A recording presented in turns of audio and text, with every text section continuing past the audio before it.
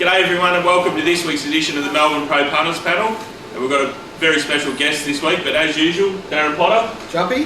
From RacetrackRalphie.com. Thank you very much, Jumpy. And the track manager of Flemington, Mick Goody's with us. Thanks for joining us, Mick. Welcome to the show, Mick. Great to get to come along and join us. Now, I've known Mick longer than I've known most people in my life, through a mutually mate called... That's a bad break, Mick. Well, I was going to get, that's where I was going. Sometimes you can't pick your friends. That's where I was going. Through a mutual mate, Butchie Smith, one of the best blokes got him to put breath into him. But in my Caulfield days, and Mick made the transition from being involved with horses to being on the track, and Mick's scarred for life, because when I was playing footy at Glen Huntly, trying to get myself into some kind of shape about 18 chins ago, I'd be running laps around the racecourse with the top off while Mick was running on the track. So he saw some things that can't be unseen. You can see why leaders had an advantage in Caulfield. Well, I often refer to the tractor lane at various tracks, but that's the Ralphie lane, isn't it? Yeah, Ralphie. Rolling Ralphie lane. And Frankie Roper's used it a bit too. Oh, yeah, Frank the Tank. As regular viewers would know, over the past at least a couple of months, Potts, you've been getting out there before each metropolitan meeting and walking the tracks, and it's been a great benefit to you. And the other thing is we've met blokes like Mick and Timmy Bailey and... Well, every time I go out to Flemington, all the track managers are great. Yeah, Liam. Every time I go to Flemington, either Mick or Liam have made the effort to come and have a chat to me, and they give me nothing but great information. And, you know, there's an edge in it for sure, and it's really appreciated how good the manager. So, just so the viewers understand, we're going to do the Flemington review first, as we always do, get through that. There'll be plenty of stuff for Mick to add to what happened there on Saturday, and then we'll get right into issues related to the track and just racing in general with Mick in part two. So we kicked off the day on Saturday. It was an interesting day there from a betting perspective. I was out in the main ring there with Team Waterhouse, and there was quite a few more punters out in the ring than what we'd seen in the last few Saturday meetings. So the spring's sort of starting to kick in. You can tell the footy was starting to slow down. That's the point, isn't it? And then we definitely had a few more people on course, but the first was taken out by Luke's, who was $6 into $5, and just on that issue, Jupp, it was really fun. We had a really lively group in the chat room on Saturday, and it was all a lot of fun and everything. As soon as the Swans and GWS kicked off, it all went quiet. So Luke's won the first, boys. Fast pace, good solid pace. This is Vince Accardi's daily sectionals data that he's kindly let me use, and that was set up by Authoritarian, who's pretty limited, I think, and basically just a bog tracker. But stalking him was refectory, and I wanted 10 out of 10 of Craig Dewitt for, that's how that horse needs to be ridden. Luke's then was into that distance range, which he won at last time, and Black Tomahawk was the one that got a bit of publicity about whether Willow went too slow or was passive at the top of the straight. What's your thoughts on that one? Well, I think the riding in that race generally was really good. So can I say full marks to do more? That horse needs a heavy track, right? So, but he did everything he could. He was awake to Froggy in the back straight, so he didn't let Froggy just come around, and he didn't drop anchor on the Froggy and take control of the race. So well done there, and really good ride by D Lane on Luke's, and I thought it was an excellent ride by Craig Williams. And to me, that horse is a thief. It's not all that genuine. He covered it as far as he could, and in the end, Luke's a big, strong, tough horse that's still improving, and he was just too tough for him. So I don't think anything Craig had done would have made any difference. And I'm really big on watching him pass the line in that handback shot. And when your handback shot, Luke's was still holding it. So they probably could have got another lap, and that type of horse wouldn't have got past him. The one thing on the figures that it showed was that Craig's rushed forward on Black Tomahawk to put him into the race, right? So for the 800 and 600. And then you married up with what the stewards report said, he's dropped anchor to try and get behind Luke's because he was under strict instructions not to hit the front too early. Yeah. And I just wonder if it was one of those things that maybe was, and it's probably a hindsight thing, but maybe just see what it can do. Because by stopping its momentum, and it really did stop its momentum, it gave it a chance to be a thief. Well, I mean, you've ridden them as well, Nick. Do you sometimes feel that horses won't, they're just those herd type horses that are happy just to run around with the pack? Yeah, well, that happens, but you don't know what injuries they're carrying either too. And I think Luke's might sort of was 2800 cup day. Yes. Race 2 was taken out by the very heavily backed Even though the flux will say 5 into 4, Kentucky missed. Like they bet as much as 850, and there was strong support. As soon as the VOP went up, there was top fluck money coming in, and it was sort of hit immediately with the corporates, and the robots sort of fanned it a little bit too because it shortened right up on the totes. So she went up 850 or thereabouts on Wednesday, and remained at that price. All of them followed suit, and then on Friday, when the very start of a Betfair market can kick in, someone was trying to layer at $10 there on Friday, which is probably just trying to push the price out. But it was a bit of a dummy, and it meant that all the corporates still had that price there on Saturday morning when it was obviously a very generous price and it was never going to happen. So she come off the great platform of the run behind Star Turn and Tango Rain, which is just the hot 3-year-old form, and there was no chance the professional punters, the big pros, were going to let her go around at anything other than the dominant favourite. So anyway, here we go. I think that's one of the prime cases where people say you must have a price. You must stick to your own price, because the one query was it was Melbourne, Sydney, like mixing states, which to me is always an ask for a young horse. When it was so heavily backed, that told you it didn't worry. This horse is bomb-proof, it's graded well, it's all good as gold. Well, in that case, swim with the tide. Yeah. You know, so no point saying, oh, well, I've marked it a $6 or a $5 shot. If the market comes for a horse who has the form, as you say, with the start turn form, beautiful. Just have more on it. Don't be so stubborn to your price. I think if you were doing the Gary Clark theory and repricing it after the race, it'd be 7 to 4, 2 to 1 shot, wouldn't it? Well, whatever. That was a big field jump. It was a field full of talented 3-year-old fillies, right? But she had a significant advantage over them because she had that platform run against those good colts. So she had to be a dominant favourite, but if I was repricing her, probably 3 to 1. I think. What price did you have the Japanese horse? No, well, I didn't know what. Again, I had no clue what price to price it. Neither did the market. And honestly, if that had have knocked me off, I would have. I would have had a That boy used to be foreman for Steve Richards. Yep. The trainer. Yep. Right. And he knows his stuff. Been taught well, good listener. When it went in the yard, I thought, this is fit. This looks well. It's beyond the dream to talk about. Speaking So of the done plenty of work. It probably had jump absolutely. outs. It's just disappointing that there's no information from punters. Well, I'm not getting into that one. friend of the show, Jonathan Walsh at Vic Bookmaker on Twitter, he actually managed to get $8 at 880s matched on Betfair because he was following on from the Astro Castro, the couple of Urel ones and the couple of Mick Kent ones. He's thinking, we've got a Japanese horse, we've got a Japanese sounding jockey on it, they're all Japanese owners, they're probably not here just to get members tickets for a day out at Flemington. Well, they could be. Well, they could be. 800 to 1, that's worth having. But again, if you're repricing that, I don't think it's 880 to 1 that horse costs. No, it's right in the market. It's a talented horse. To do that on debut that's a great training effort. So he's put himself on the radar now, that young man, and the information about Steve Richards is really valuable. And, because Tom Gilmore tweeted in on Twitter as well. He was saying, again, we could have really used a bit more information than that, and we've been banging on about that for a while. So Best last 800 a day. Yep. You can't fluke that. That's sustained talent. Yep. But 32nd best last 200. That tells you maybe if they gave it a public trial, it might have been fit enough to win. Well, our plan is to have a really good discussion about why the Sydney 3-year-olds are better than the Melbourne ones in part 2. And part of the reason is because they trial so much against each other, and not just the ones that train on the track. When the trials are at Rose Hill, for instance, Gay will bring a truckload, so will the Snowdens, and all the Warwick Farm trainers. Anyway, so I'm getting ahead of myself, but that if the Melbourne trainers think that this secrecy around jump outs and trials is helping them, they're wrong. Part of the reason why the Sydney 3-year-olds are coming down here killing them is because the Melbourne ones are always playing catch up. So to use a footy equivalent, we're in footy finals. So what you're saying is, it doesn't matter how much pre-season you do, you can't beat match practice. exactly. So I know trials are sort of match practice, a sort of pre-season training, but it's still more competitive. The more public you are, the more you're against talented horses. Well, they use the AFL analogy, Ralph. So if you were just to get, so we're talking about 2 and 3-year-olds here, right? If you were to get a bunch of 17 and 18-year-old kids, okay, and you built the best teams from Melbourne, which I sort of do with the Melbourne Metro and Melbourne Country and all that, and then you've got a team from New South Wales, the ones from New South Wales, even though they might be as talented, they'd never be able to beat them because they're playing catch-up, because all these kids in Melbourne have played so much footy against each other, against other really good kids.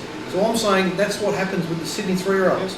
They trial against each other so much, and they have those races that the trainers target in October, the breeders and the gimcrack or whatever it's called.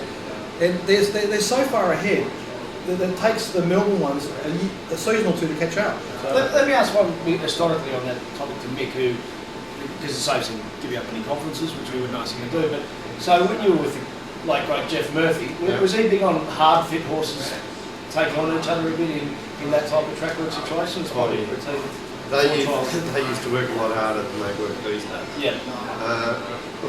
And people say, oh yeah, they had steroids and we had Butte, their bone structure was different and all that. That's the case, but them big trainers, Bart Cummings, even till the day he died, he worked a lot harder than most of the trainers today. And fed them harder. Feed them harder. Yeah. They can cope with it. And if they can't cope with it, there's the go. yeah, absolutely. That's it. I mean, there's so much to be said. The benefit of competition.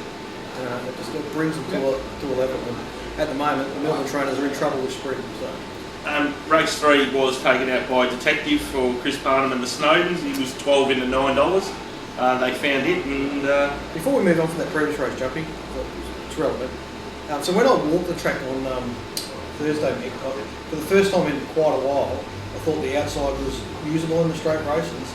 So my guess is, this is just a guess I just wanted to ask you, is that because of that set of jump outs that you had on July 29, that we had a lot of horses down that outside, it opened it up and it's dried out and caught up to the middle and even the inside. I think the cumulative effect of racing every second week on that inside 15 is still there to show. Yeah. It may have looked great in cover and that, but it's not at its full strength. Whereas the outsides virtually had no traffic apart from a couple of lots of trials. And with the week we had, it was nice and windy, so that stuff out wide was getting dried a little bit better than the inside, because the inside had a full cover of grass, even though it wasn't as dense as out wide. Yeah. So I was more than happy going into Saturday, the outside would play well.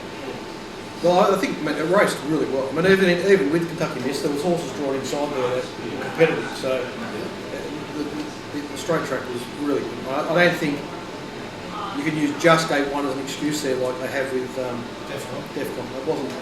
It needed other excuses than it was. I think he lost it. Kind of wanted to go in, then he had to come out, and then when he came out, it was behind and wanted so that can be tough for Sydney horses. Yeah. And pull that one as well. You've seen that with Exosphere and Pac-Man. Yeah. When he went to go inside was okay. When he wandered back to the middle, he lost his action a bit. And in the lightning. Yeah, but you, in a straight race, my opinion, you have to make your decision straight away. Do you make your decision? Ollie spoke to me before the race and he was more than happy to go where he went. So from the time he left the gates, that was his plan. Yeah. If you change your mind, you miss the boat. Who rode the Japanese horse? The Japanese rider. Well, he obviously followed Ollie. Smart move. Smart That's move. I think he rode in New South Wales, doesn't he? Yeah. Yeah. I don't think he's ever rode a Fleming. No. Unless he's stuck in the gates. I know we go far and wide as we go through the races, but a lot of topics being brought up. So, weird one that you just said, Mick, about the make a decision early in the straight. It's because I'm adamant that at Moonee Valley, the best jockeys are the ones who make the decision early. Yeah. At Moonee Valley, because it's a tight track. So we know almost the straight track and the tightest track are the two where you've got to make your decision early to get the most benefits. And really, in the end, the best jockeys probably have the best record in those races because of that early proactivity. Yeah. Race 3 now. Well, Jump again. No, Race 3 was Detective, who was 12 into $9 and beat Tassara and Throssell. Well, there we go. We're first at the shorter races around the circle, and no one wanted the front, and so Detective was allowed to get a pretty sweet time up there on pace, and it was just a bit too good for him. I don't think he's necessarily a better horse than Tassara or the Seaburge, Throssell. I think they're all pretty even, but they're the B graders. So. And they'll probably go the 1800 on Turnbull Stakes Day, you would think. So there was an anchor drop in the race. So you overdid it a bit, pardon, which probably means you got a bonus Detective against a couple. There's a horse back in the field, there's two horses back in the field I identify. One, Revolving Door, big rush around try and take on after a slow beginning, and then gas right out late. And to me, that tells you, and we saw it through the size, it's probably not a great deal of difference once Revolting Door catches up fitness-wise. But Awaken Grinzing, a really interesting runner, and we always talk about as punters, we want this race, and as trainers, they've got plans, and you've got a part of the art for yourself as a punter is to marry it up the two. Awaken Grinzing's debut at Sandown was super. Best last 800, 600, 400, 200 a day for a 2-year-old, even late season, on a bog track over 1300. That you can't fluke that. That's talent, even in midweek and all that. But then he went to Caulfield and did sort of bugger all going forward. Didn't go overly quickly, but went forward. Yeah, just got it all wrong. Got it all wrong. Typical. That happens to a lot of Benny O'Brien horses when they go to Caulfield. They do. So then, clearly the tactic was, let's start again, drop it out wide, quiet, and then let it work through its gears. That's fair enough. That's exactly fair enough as a punter, what you expect to do. So then when he did work through his gears, he actually hit the line pretty well. Now, on pure times, nothing great. The 12th best last 200 a day compared to the 69th best last 800.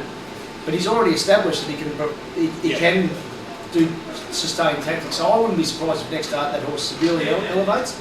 And this race last year, history says, Skull, but Sovereign Nation and Tulsa both ran similar type of races, and Tulsa was competitive in years and Sovereign Nation wanted to start. So I think Awaken Grinzing could be the hidden run, a bit away from the data, but still, because it's already posted the data. I don't know how hidden it was. A lot of people noticed it. I mean, I took 30 to 1 Awaken Grinzing Saturday. Yep. And me and my good mate Paddy Beck were having a bit of an exchange there yesterday. And, Hello, Paddy. My comment was #asleep on Grinzing, not awake on Grinzing. And Paddy might have had something a bit stronger to say. we won't get upset. But again, that's where as punters you say, well shit, it's out to $30. This horse has got talent. Yeah. He's probably going to be ridden quietly, and let's hope all the C's part. And then is that part of the education process for the horse going forward? Absolutely. So that's what I'm saying. So eventually you say everything's a price like the 800s, and you say bugger will have a bit on it. And then when the horse runs well without luck, then you really spew because you're on something at 30s that could have finished pretty close. So anyway. Oh, I don't mind being ridden for luck under that price. So no, absolutely. No, the favourites have been ridden for luck. Yeah. And the proof bookies always win. Walshy did say that if that horse had won, the Japanese horse Beyond the Dream, he was upset because he asked for $15 at $880 match. Race 4 was taken out by Bonorum. It was heavily backed. They bet $8 in the early markets, and it was 7 into 5 on the flux. Who wants to go first? You go first, Rafik. I think we're going to part company here a little bit, but that's okay. I think that's good. Well, look, as we do a bit of a theme here, and that is positioning v speed. So with a horse like Tashby, he's a fast horse. He ran second or third to Malaguera in that unbelievable form race on Cup Day that had good projects, so it went on to run a Group 1 race. There was Durandal, was a whole heap of winners from it because it was a fast race. And Tashby goes to the Memsey. Potts and I had a little play on it, there's huge odds. Corey Parrish went forward on it from the wide barrier, gave it every chance. Maybe a jockey of high class, which we said last time, I said anyway, that might have just slid there at slightly different tempo, but that was no knock on Corey, whose intention was spot on. It just missed third, we found there, lots of odds. No worries. Then on Saturday, it leads significantly slower. Now, the back section of the straight, as we'll get to later, was a bit wetter, but 5 to 10 lengths slower than its comfort zone leading. And it was restrained. And I saw Leonard Marlborough, who clearly knows his stuff, speed ratings, say that what's the value of energy taken out of a horse pulling its head off? So then you look at the market expectation. Well, Bonorum was truckloaded second up in a race that should have been fast. That told me that the market knew this was going to be a slow race, rightly or wrongly. So I always ask, what's the data room doing? And secondly, how is that not change of tactics, even though it was leading? Because the intention was not to go quickly. Now, our stewards have got to get out of their one speed map that they use and go, well, that was meant to lead and it led, so no different. Because when Preferment or Shockabol led outside of its speed map at a walk, and both Michael Walker and Hugh Bowman respectively won their races, Australian Cup was famously on podiums, but still he wouldn't have won if he had gone back. It was because they showed initiative, but they get questioned, yet Mark Zara doesn't get questioned. I'm not saying there's anything untoward, I'm saying that we as punters want to know that stewards are looking at races the same way we do. End of sermon. Yeah, no, well, they're fair points. The only thing I'd say, there were 3 1400 metre races there on Saturday, and the first 800s were 49.9 in the detective race, 50.1 in the race we're talking about, and then 50.6 in the Don't Doubt Mama race, which was, you know, significantly slower again. And in the Bonhomme race, they've actually run overall time of over a second quicker than the other 2 races, which is, you know, 6.5 lengths. So the race is not overall a slow race. It's on the day, it's significantly faster than the other two. Sorry?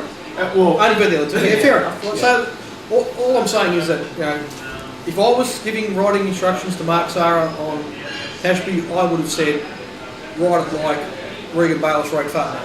Make it a test of fitness, right? That's what I would have said. Be happy to sit 3 off the fence, that's fine, in front, not clear of the field. But if they want to just give you the lead and gift it to you, that's fine. But they chose a little bit. Him pulling doesn't help him. It made him a sitting duck. But the point is Bonhomme gone extremely well. Yes. It's just gone. It's a slow pace. Yeah. So what I'm saying with that, so I'm with you now. But so Bonhomme next start, if he wins, and he probably will because he went super.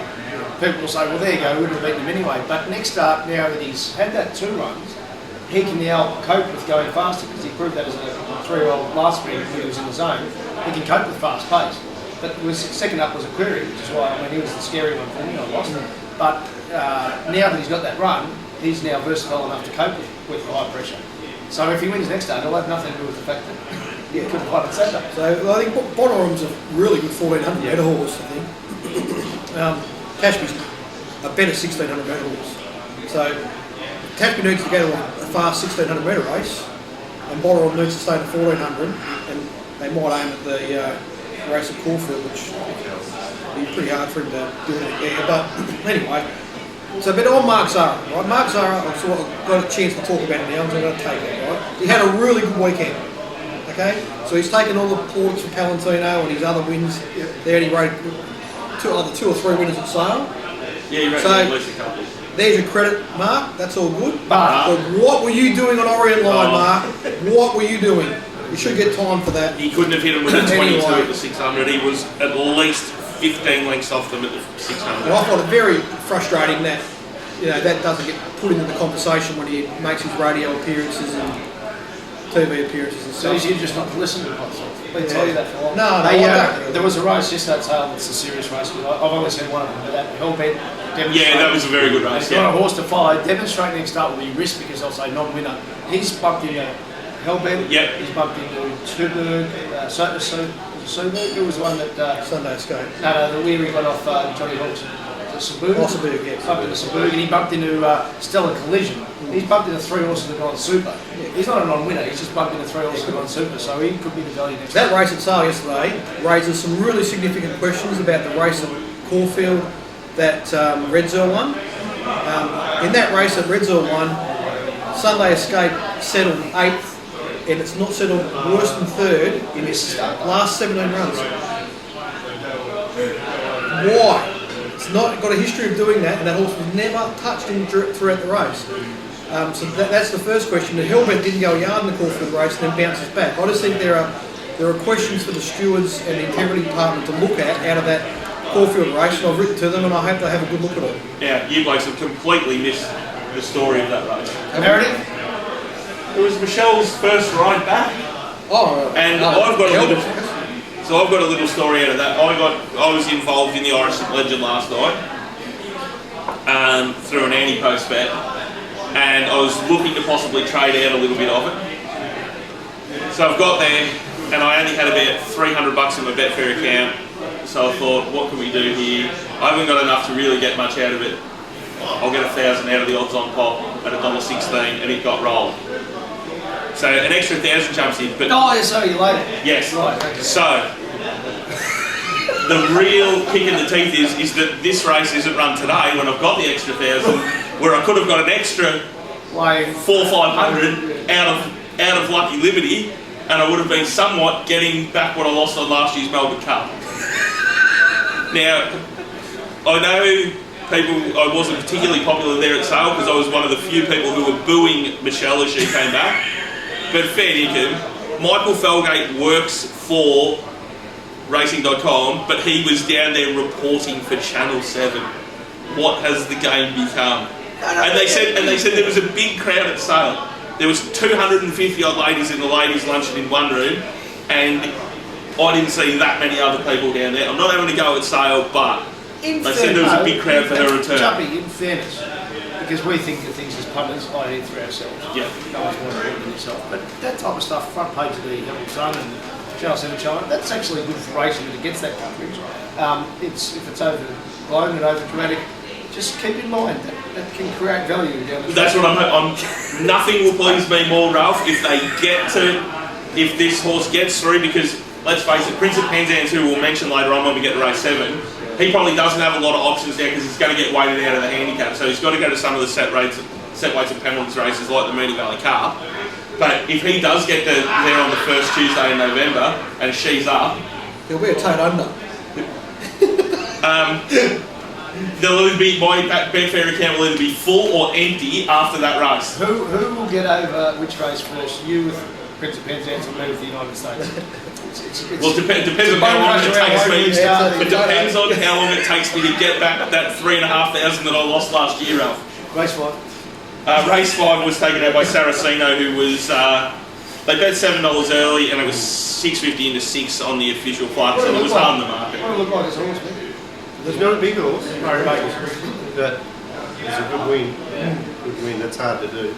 Lead all the way up the start. It was a good tough effort. Yeah. I mean, that horse only had 4 runs. They'd all been in group races in New Zealand, like all beat New Zealand, but he had not been. The fact that Murray Baker never sent it to him, a soft maiden, says something about his opinion of the horse. And first up, it beat older horses and weight for age. That's, I mean, it might have been a weak field, they might have been shitty older horses, but that's not a bad effort. And don't forget, it only had 51. Oh, Skull. anyway, all the horses he was a particularly good bet there on Saturday. Yeah. When I first did the race, I left him to the side, and so of the locals I found damn ready. I thought he was a reasonable each way bet. And then when I went and had a good look into that New Zealand form, I thought, he's the winner. So, unfortunately for you, Jumpy, that was after I called the He had tried. Oh, wonderful. That's right. And he had a jump out. Here's a little one for the punters. And obviously, Fleming and Caulfield have the horses named in a wagering sport, providing information. But a little tricky one for you. If you see the great man Ollie just on those in trials, and then he stays on him in a race. Yeah, we've talked about But we also saw that the other week at Caulfield, didn't we, with Miss Rose Delago, where he rode... He rode the one following it and said, well, I'm not going to this, I'm going to you. Here's the reins for this one, I'll be on it. And It's did a I tell great you, point you raised, though, Mick, about Murray Baker giving it that jump out like that, and that's something that an advantage that us guys that do a lot of manual work have got over the big computer teams, because they don't pay any attention to jump outs. Yes. So it's an edge there for us. Race 6 was... Sorry, we haven't finished on that race 5 though, but no, as far as what they did tell you, and there's a bit of maybe confirmation bias with DEFCON because it didn't quite sore, but I went in there boots and all with Melbourne 3 odds on Libras. Yeah. So you've got the New Zealand horse beating the Sydney horse, beating the South Australian horse. That was the trifecta. Yeah. And I think it's pretty hard to argue with at the moment, so it's going to be a bit scary when the Sydney one's On paper, the race at DEFCON 1 at Caulfield looked terrible. The fact that he got up the inside and won that race against the momentum was terrible. It was I had someone who clearly hates me on Twitter who set up an account. I can't believe that, Ralph, I'm sorry. No, I know, get the cue. But but this one, the bloke clearly set up an account just to abuse me for saying how DEFCON go, right? So I said, good word for the video watchers, because obviously you don't want to worry about data, and the data was plain. So he set up an account just to abuse me to say, he's pulled up late, what about it? So I blocked him. Just because I fucking wanted to. And then he sets up another one, so he just blocked me and blocked him again. So look, if you just want to banter with me, I'm happy to banter every day, but if you just want to set up an account to abuse me, you're not going to get far. So DEFCON possibly could be confirmation bias in that we took him. So against him, maybe if he wasn't sore, maybe he would have ran better. But we took him, set against him for a reason. And so don't worry, it goes the other way. When Nereus got beaten, the odds on at Flemington, we looked like pickles, and then he comes back and proves that it actually just didn't turn up on the day. So he had excuses, so the jury's out on that horse, but the horses that he beat at Caulfield, Race 6 was the Bobby Lewis, and it was taken out by Fatima, who was 550 solid and was much shorter on the tugs. I didn't bet this race because I didn't bet this race because I couldn't really figure out how the race was going to be run. If I'd have known Regan Bayless was going to ride like that, I would have backed this horse. Well done, Regan. Well done, son. Great. Yeah, it was. And he is riding in really good form at the moment, Richie. On that issue, Mickey, a lot of the straight races, they sit up and it becomes a 400 metre sprint home. I don't know why they do it. It's like, there's a great example of a good way to win it. There's the template. On the right horse. Yeah. You know? What do you think? That's what I said about Damien's horse. It's very hard to lead and win there. So a lot of them go there with that perception. So they think the best way to do it is to stack up. Or actually, I think it's the worst thing to do. Yeah. That's only my opinion. I think it's I'm not easier to telling lead people and how to win ride. if you get a bit loose than if you let them sit too close to it. Then it's hard to lead and win. If you're riding a 6 furlong horse, he's going to get the 6 furlongs. Let him ride. Yeah. Yeah. There's no doubt about him getting the truth. Well, on that horse on Saturday, that's obviously a horse that's a fast horse, but he's only got one gear, which is fast. Like he's not. If you set the sprint on him, the ones that are good at that will out-sprint him, right? So that was probably the only way you could have won that race. That was just outstanding. You don't see it enough. That is just such a great example to show. Use that one, Alfie Matthews, for whoever runs the apprentices school these days. Show the apprentices that one. Yeah. Good for racing, and it's good for all those horses. They'll be better for racing in that fast race. Here's a tip, Dean Pettit, good man. I see him on course a lot. He hosts the Jockey's Apprentice on racing.com. Put that race in the next show. So, a couple of things here. It was seriously fast. Seriously fast. Now, there's opinion and there's mathematics. So, Vince Siccardi does a ranking system on numbers of the day. Fartanar, last 200, if you want to overrate last 200 closing sectionals, ran the 86th best last 200 a day. Couldn't lift its legs. Couldn't give a shit. We won. So that was... Fast speed is talent. Closing speed might be tenacity, but often it's because you weren't fast enough early to keep up. And Fartanar was really fast and outrated both its runs, and Spook flashed home and ran second to it, but maybe they underrated the fact that it showed that early speed. Again, that's one of those signs I was pretty keen on it. Didn't take the 10s, but when it ended up coming up 5s and 6s and all that, I was wrapped because it meant the stable was as keen as I was. And the robots showed him light. Yeah, and another thing with history says, which is relevant, that got me a bit excited about it, was the Hayes stable won that race here before Churchill Dancer. Lightweight, allowed to roll. So that sort of told me that, never mind, it's not about a history fluking, but sometimes stables go, well, that worked for us last time, let's try it with this horse. So that again, market expectations come down to intent. So clearly, then Regan Bayless is told, well, let this horse run, it's a fast horse, and it worked for us last year in this race. So that's super. So I think that's where you get some little hints about stables. Don't worry about fluke occurrences happening the second time or third time around, but if stables target something, you've got to respect it, particularly when they're one of the best. So I hope I'm not stating the obvious, but the point Ralph's making about the slow last 200 is the rest of the field were destroyed chasing that horse. Yeah. They completely took all of their energy. So, well done. Race 7 was the feature race of the day. It was the $500,000 Mackay Diva Stakes, and it was taken out by now a very expensive horse, Palantino. And hello to Bunsen and all those boys down at Warrnambool that part owned that horse. Well done, lads. It beat Blackheart Bart, and he or she ran third, and the ever consistent Jack and O'Bay ran fourth. So you were there, so did you have a look at those horses in the yard? Not really, I was laid out for that one. I never missed it. Right. It was a good racing. I think the winner's a nice horse going forward. He loves Flemington, loves your track. I think the settle's better there because you don't have to come out on him in final position. Just let him He can find his go there. Yeah. As soon as you give him a dig, he looks like he wants to over race. And as you were talking earlier about horses pulling, the last thing trainers want is their horses pulling in races. The parade watchers had a good day there on Sunday because there was some extravagant. You don't see horses parade worse than No. Polvo. that was. It was just everything. I mean, it wasn't that was bad enough.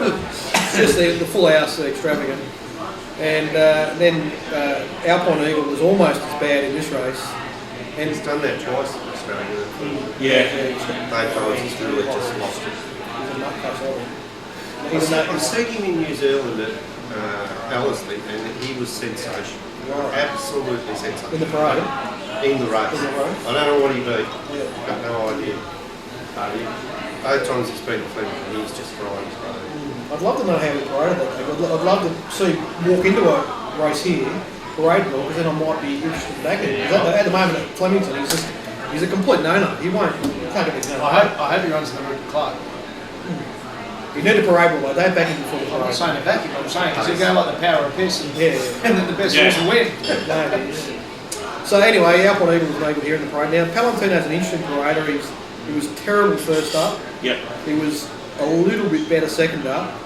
And he was better on Saturday, but he's still not as good as he was when he won the There's Guinea. still So improvement. yeah. I think he's going to be better next start. So, a bit ominous because they completely put a hole in the rest of the year, Bart and Palantino. So We'll get more detail about the tracking part too, but I think this is a real case of where it was a beneficiary of the back straight being a bit, obviously got the rain a bit more, a bit wetter, and we'll discuss maybe why, but when it's proved through it's not really wetter out. I think just from walking, it's not wetter.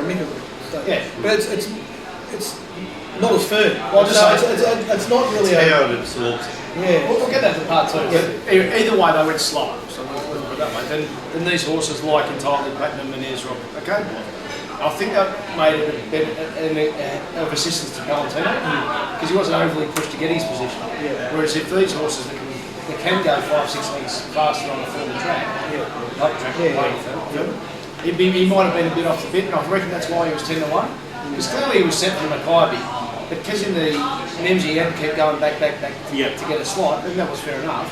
I thought he was maybe half a run short, so I agree with 100% that now that he's had this run and win, he's just going to go like that again. So he probably won't be Cox Plate because there could be a couple of freaks in it this year, but he's under, so Turnbull, would you think? Well, you can either go Turnbull and then would he go to the mile race on the Emirates Mile on the first, or Longines Mile on the first day on Derby Day?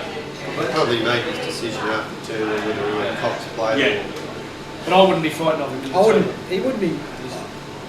Cox Plate's not. It's not his race. It's not his track. No. No. But I had a He's a stay-in. Yeah. That's true. That's a good point. Yeah. I mean, I backed Tally strongly at Mooney Valley last prep to beat him, and if you can't beat Tally, you're not going to beat the good horses. So he's not horse talent. Oh, he's in the prep run. In the prep run. They well either. Race I 8. can always make a comment on that race too. I'm not sure what Froggy was doing. Like, it was pretty easy to Jerry that the inside wasn't the ideal place to be there. I don't know if the horse wouldn't cooperate or what, but he sat hard on the fence. And I mean, the horse didn't over-raced, so. But I wouldn't completely give up on Tarzino. It's not a good run. He needs to get himself back on track. He's in the wilderness a bit, but it wasn't all his fault. Mick, you probably know a little bit more about this than I would with the horses too. Like, if you go back and look at his Derby run, he did everything right. He settled and just reined him. Then he went to Rose Hill for the Guineas and he half settled there and got away with it. And then he played up and had no hope in the OJC Derby. Restraint on the slow speed. I think anything under a mile and a quarter is to go. Okay, so he just needs ground. He needs to get into his rhythm, and you've just got to leave him alone. Yeah. I think he needs a wide draw.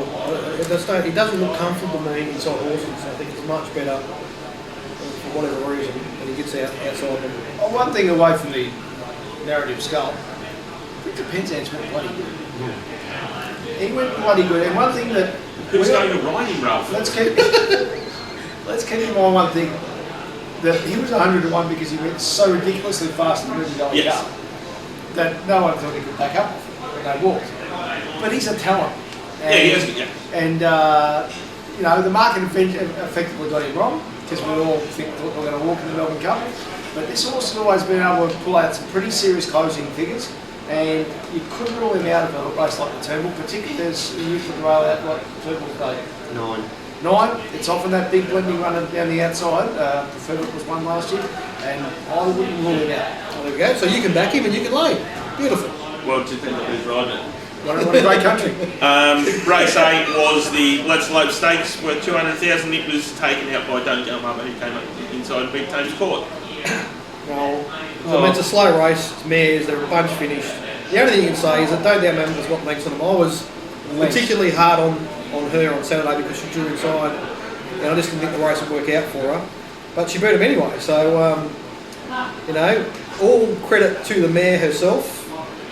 And Dwayne, you just got wide enough, just. And I wish I hadn't have, because it would have made my day particularly good. It was good anyway, but it would have been outstanding if Thames Court had stuck its head out, or Thames Court out or something. So again, this is an example number 9,000,005. Slow paces suit big finishes. Don't doubt that. Was suited by that slow pace. Definitely, absolutely. And it just unwound, and as Pont said, he was able to get to what was a slower part of the track, but Dunny was smart enough to say, well, bugger it, we've used no work, and we've got such a superior sprint, I'd rather do that than try and find traffic, because let's not finesse. I won't go Tommy Hayfield. And what's another example of how we can't catch Tony McAvoy? Yeah, no, that's it. That's it. I had something out on Eagle, of course. And there's Don't Doubt Mammoth. Is that floating in most of the mate? Yep. What have you observed the way Tony McAvoy goes? Oh, look, I don't. He's a hell of a nice bloke. Yeah. Very good to deal with. He gets plenty of winners. That's it. So can't be doing too much wrong. No, I want to reiterate all that. I think Tony's a champion fella. He's a good trainer. I just can't assess his horses. I am just everything else I do I think is pretty solid. But as soon as you see Tony McAvoy anywhere near a race, just know that I've got something in that race wrong. The last was taken out by a pretty easy Royal Rapture. He was 5 out to $7.50, $8 on a few boards. Top tote was $7.80. He beat Tally. Just kept following it. Yep. Yeah. Just kept following it. It was at least a run short. I thought Tally had him at 300. Yeah. And then I thought Tally had him in about 100 out. And he just kept getting it on line. Very fit horse, Royal Rapture. Racing in superb form. Who absolutely put a hole in, like to say, at Winnie Valley. And us punters, we're clever, aren't we? There we are, happy to take 280 Pollet to say. There's Royal Rapture going around at 750 or whatever. Thankfully this time I had something on Royal Rapture as well, but I had a much bigger bet on Pollet to say, and in hindsight, what's wrong with this? I mean it's... More than we. Yeah. Well, the only thing I will say in my defence and possibly Ralph's is I expected, so Pollet to say the really good first up run, then he didn't really improve enough second up. And he was underdone, and then he had a fast race to bring him on. I expected him to walk in the parade on Saturday looking $1 million and just absolutely ready to peak, and he was awful. He was really prancing around like a show train. Did you see him? Yeah, he's never flashed the resi guy. He's going good. He carries it. No, I'm talking about the French horse. No, I'm talking about Royal Rapture. Yeah. No, he's a beautiful fit. I didn't even. So Pollet to say he's a showy horse, you know, he's prancing around and he's still big and burly. So my guess is that David Hayes thinks he's probably a good horse and was trying to get a win and still left plenty in the tank, and he's overdone it, is my guess. But geez, now he's put himself behind the 8 ball with that horse. I mean, he's on jury out for me. Okay, so wisdom of crowds.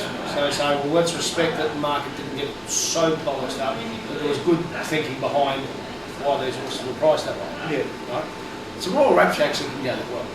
But nothing else did.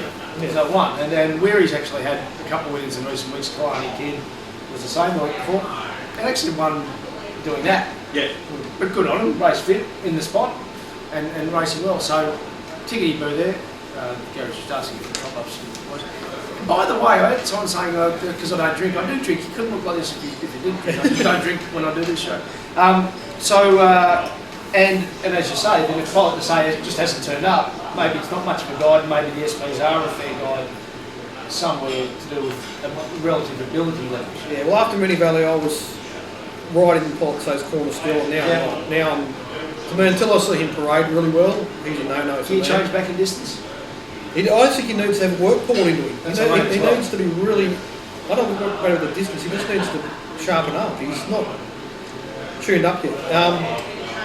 Tally was a terrific run. He's a horse I've always liked, and he's not a great rider, and he's still getting there. But I think he'll be better next start, and even fourth up. So I think Tally's an interesting horse. And if Gabella goes back to a mare's race, she's just a model. But She'll be hard to beat in anything she's next start, Cabela. Who's our horses to follow?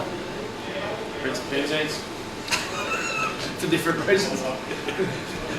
I'm Gabella and Tarzino. We didn't talk about Tarzino in that race. He's a different horse since he's been. Sorry, No, we didn't. Tavachi.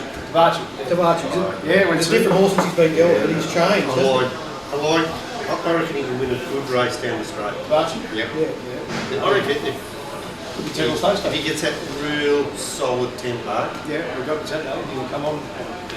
I'd say. Can you remember what he was like last? Like he was a terrible horse. Now all of a sudden he looks like a racehorse, doesn't he? I think the trip to Queensland, Yeah. talking to Mike on Saturday morning, he reckons that Sunshine Coast Guineas was the only race that horses race in other races. Yeah.